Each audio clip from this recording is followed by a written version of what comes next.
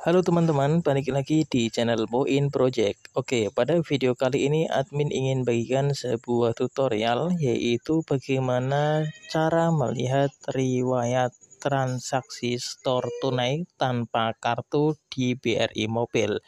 Oke teman-teman, langsung saja kita menuju ke tutorialnya. Jadi di sini langkah pertama, silakan teman-teman buka BRI Mobilenya teman-teman.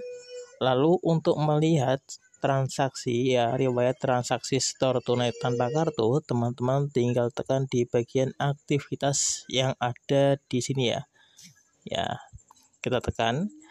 Nah, di sini teman-teman akan mendapati informasi terkait dengan riwayat transaksi store tunai tanpa kartu.